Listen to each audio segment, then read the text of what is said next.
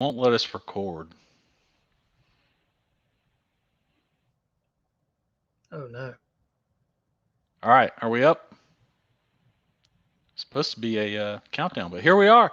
Welcome to the Reign Supreme Always podcast. We're off to a rousing start. This is episode 101. We are coming at you live for the first time.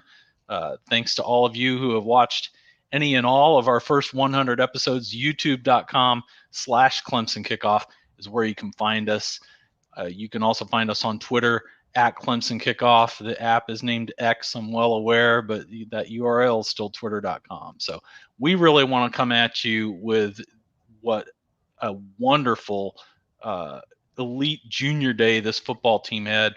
4 commits in the span of 5 days before, during, and after elite junior day. And Daniel, just how much this means to what this program can be. Yeah, I'm Daniel Shirley. The Elite Junior Day was a huge success with the commits, and Bill, it's where you and I think we agree on this for the most part. It's where teams need to be built in the trenches, and I'll never forget. You remember when Clemson beat Oklahoma in the first playoff trip and Oh, yeah. dominated the second half? And I remember Dabo Swinney screaming on the sideline after one of the touchdowns. That's the trenches. That's the trenches. And that's where games are won. I know you have to have a great quarterback. I know you have to have skill position players. All the positions are important.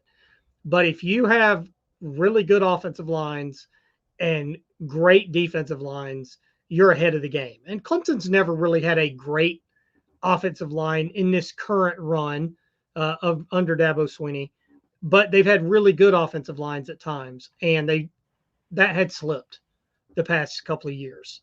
And it feels like things are turning the other direction with Matt Luke on as the offensive line coach, and now with what he's done in recruiting at the end of the last cycle, uh, probably finishing as strong as you can with what they had to work with, and then the start to this cycle has been tremendous. And I think as a Clemson fan, you would have to be really excited with the 3 offensive line commits in this class: Jaylan Beckley, Brayden Jacobs, and Easton Ware, who's been committed for a little bit longer. But the 2 new ones, Beckley and Jacobs, are really exciting moving forward.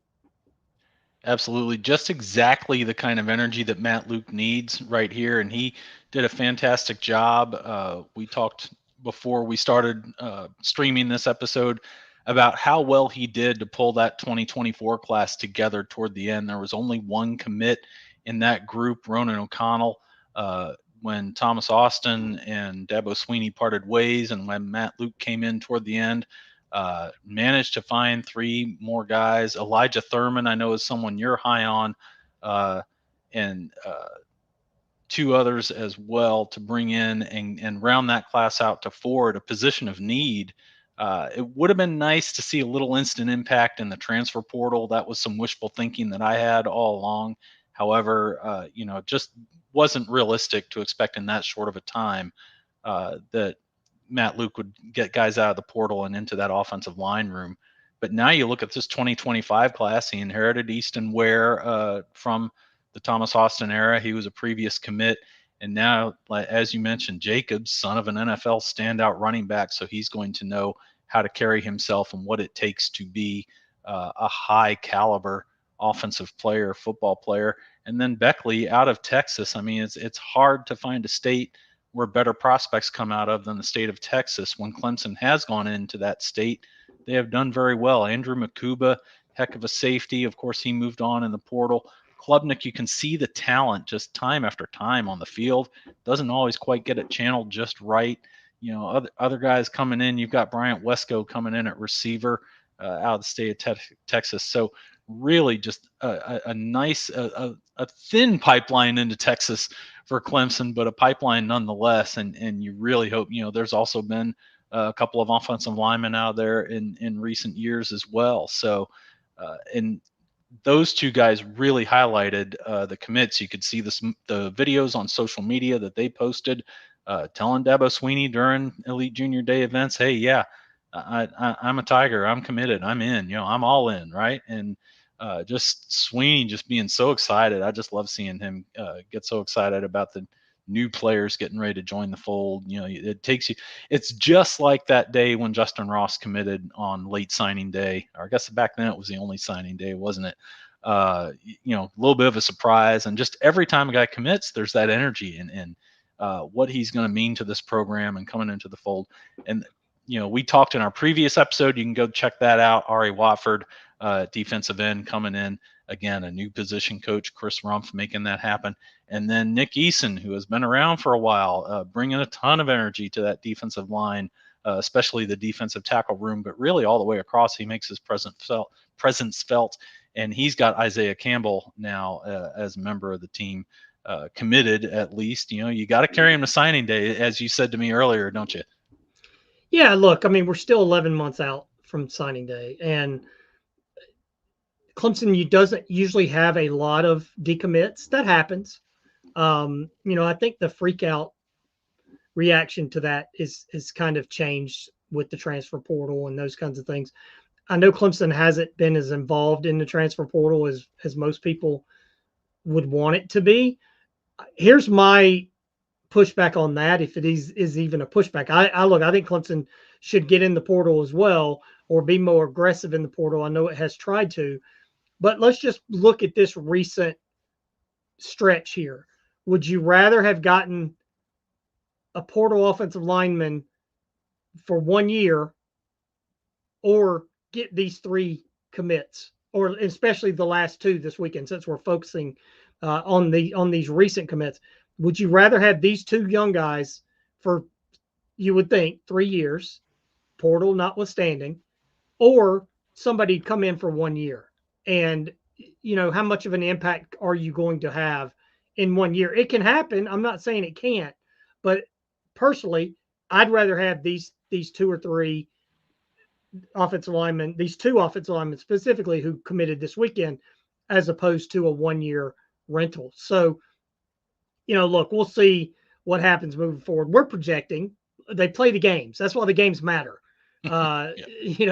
It's January. We're guessing and projecting and all those things. So we'll see what happens moving forward. But I like these 2 pickups, Brayden Jacobs. I like Jaylan Beckley a lot. The size, Bill, that's the thing. 6'5", 305, 6'7", 318. Even Easton Ware, 6'5", 285. Look, a strength staff can put 25, 30 pounds on 285 easy when it's 6'5". So Frame. Yes, frame. That's a frame, right? So I think they're off to a great start. They're not done by any means, and then we'll see what happens the rest of this class. But this has a chance to be a really, really strong class coming in 2025. Very impressive. And Isaiah Campbell also, Rivals has him at 6'5", 265. We'll have to watch for weights and heights to change as guys do more camps along the way. And we mentioned Ari Watford in the last episode, 6'5", 234. So very exciting to see these guys again join the class of 2025.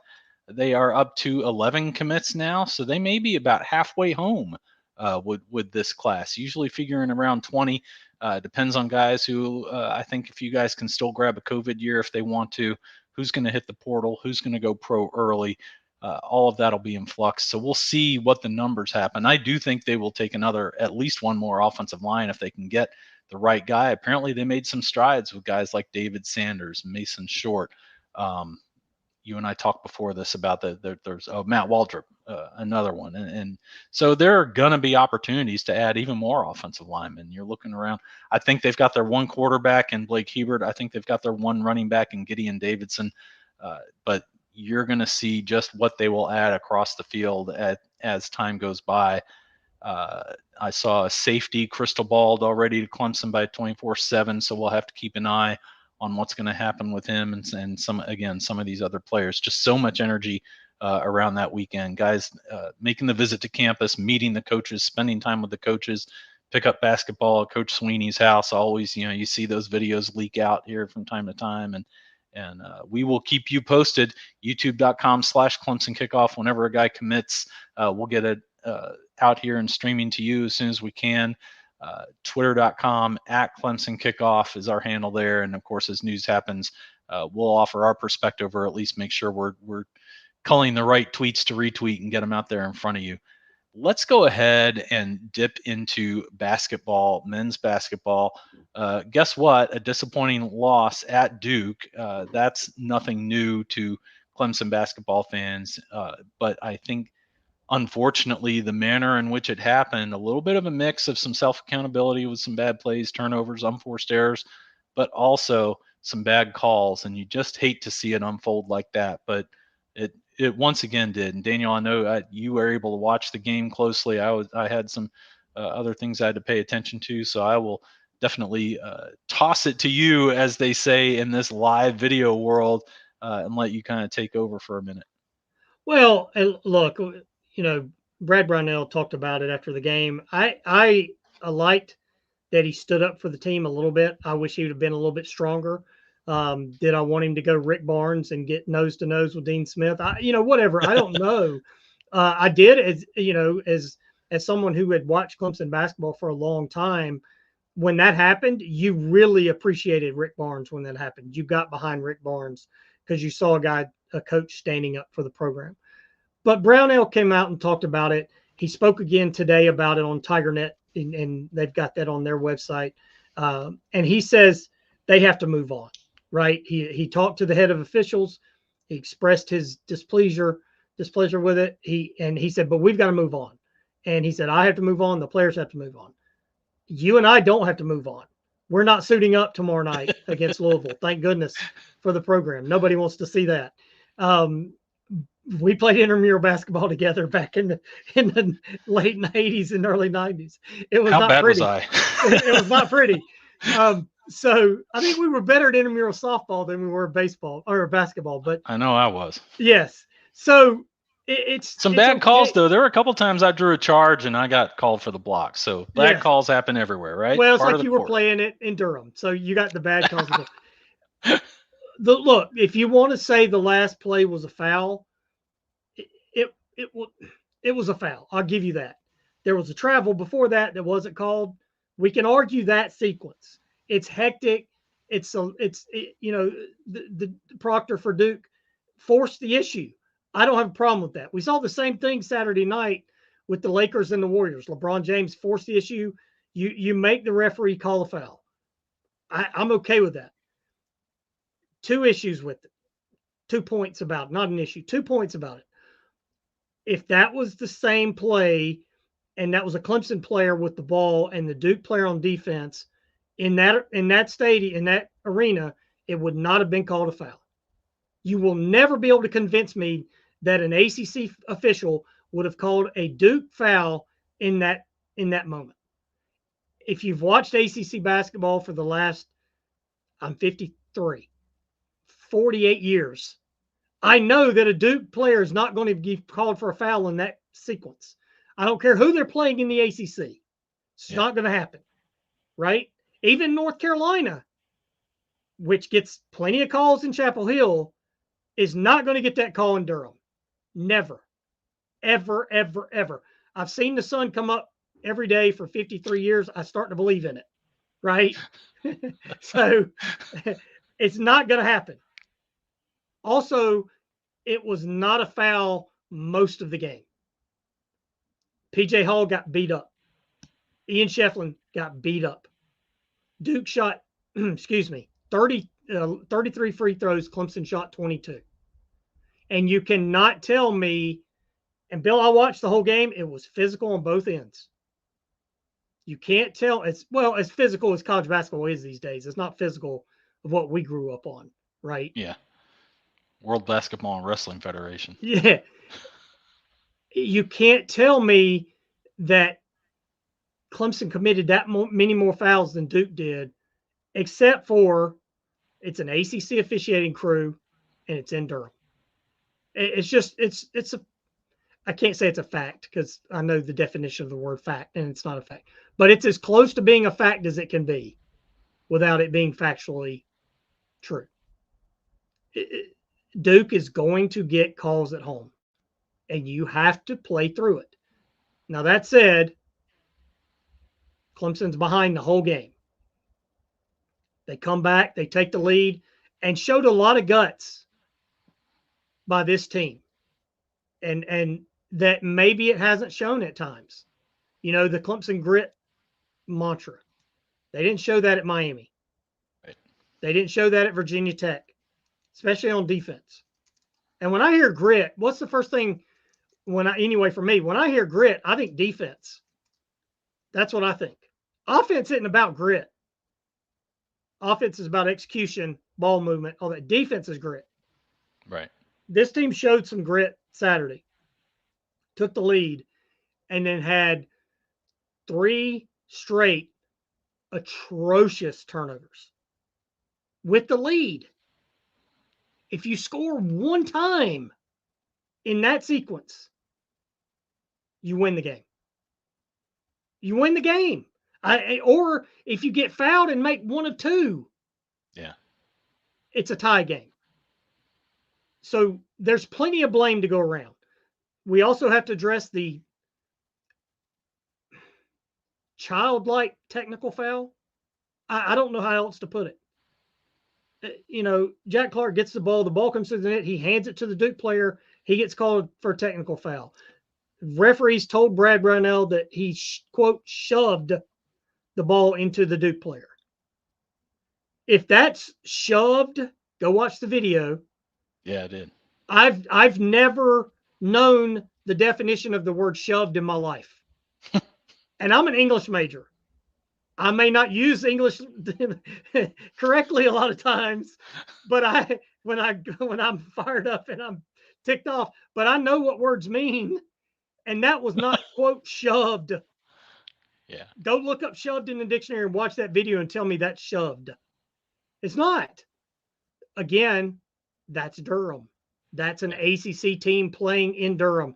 And that's not, and look, this is not, yes, these are 2 Clemson graduates talking about this, but I'm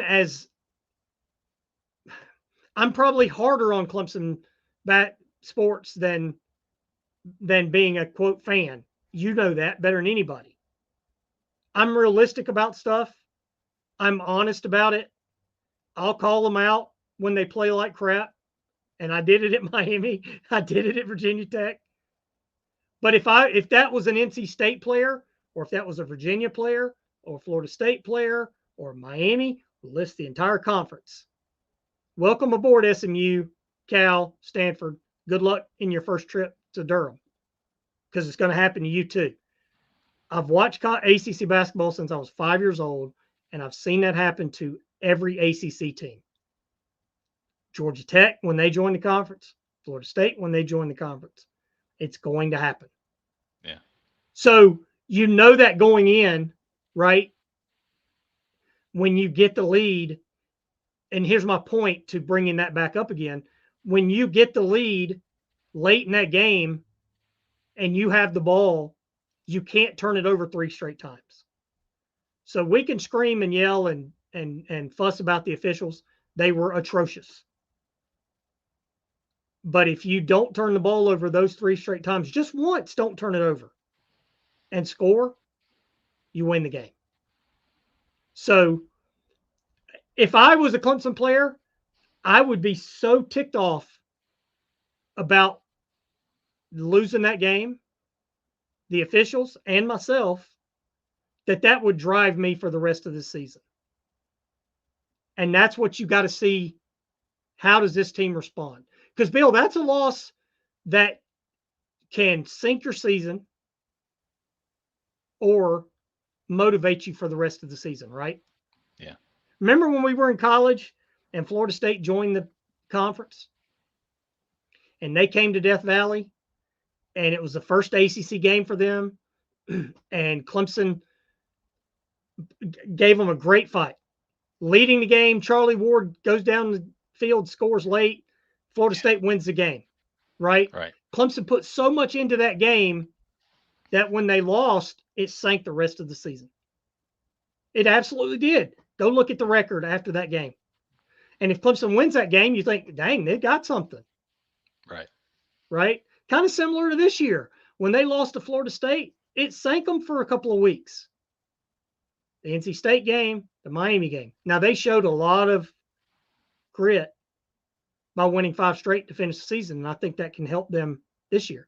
This basketball team has got to show that coming up. Now, again, Louisville is terrible, which is so weird for me to even say.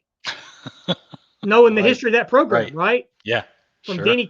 Denny Crum, and I mean the program has been unreal.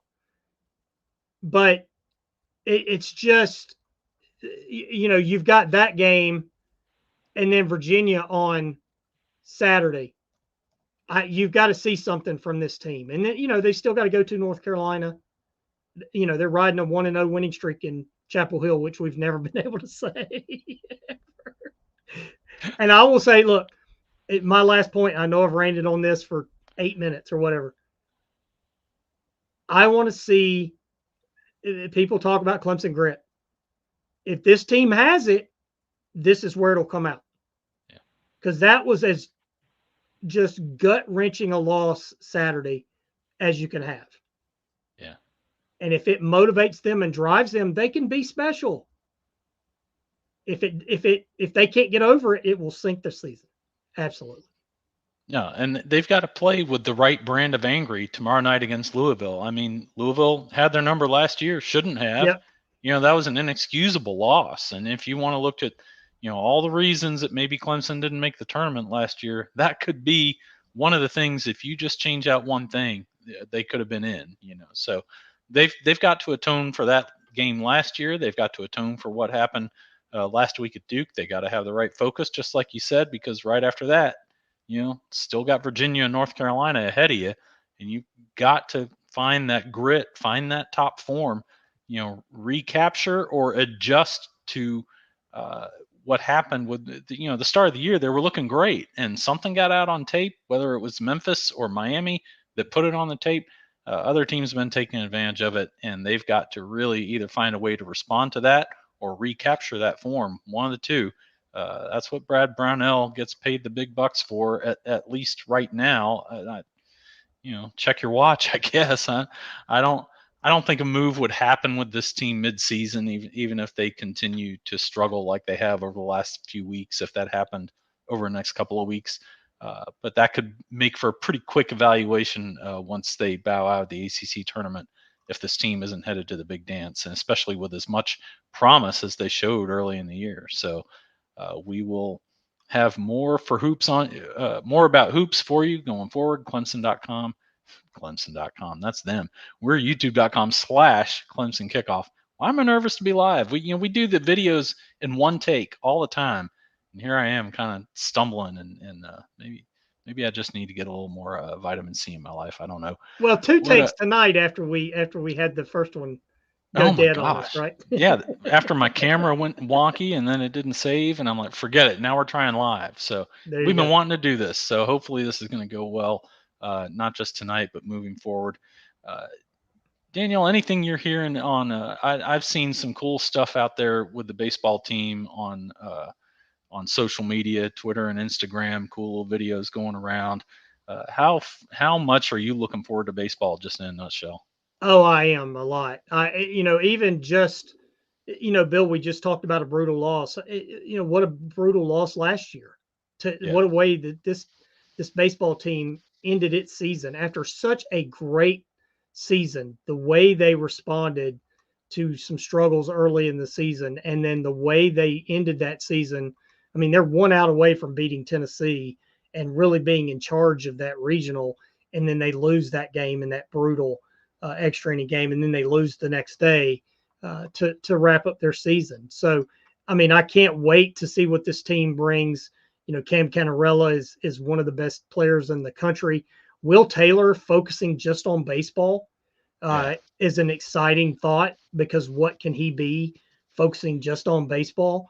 And then the pitching staff. I mean, they brought in some really talented pitching prospects. So, I love what Eric Bakich has done with this program, and not even just baseball, softball, the softball program with what they have a chance to do. They've been so close to going to the World Series, and we'll see if they can get over the hump this year.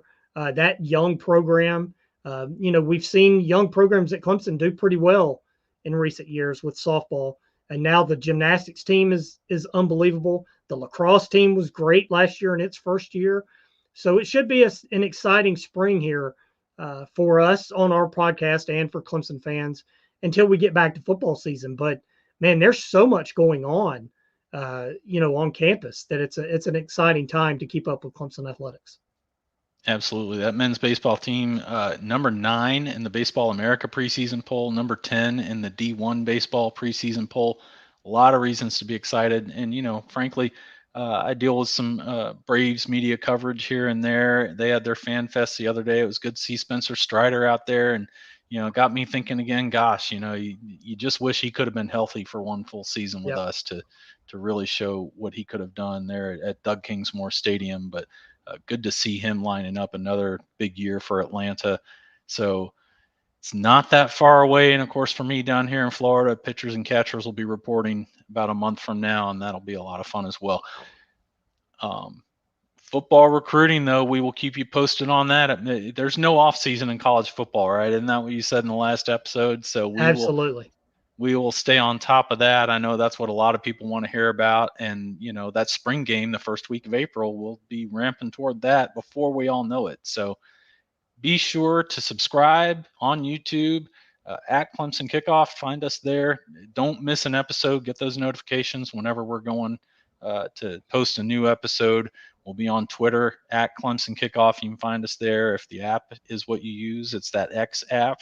We're on Instagram as well. Not as active on there. We're on Threads, not as active on there, but you can find us at Clemson Kickoff on all those social media platforms. Add your comments here as you watch. Let us know what we missed, what we got right, what we got wrong. And until the next episode, number 102, we'll see if we do it live again or not. I'm Bill Zimmerman. I'm Daniel Shirley. Go Tigers.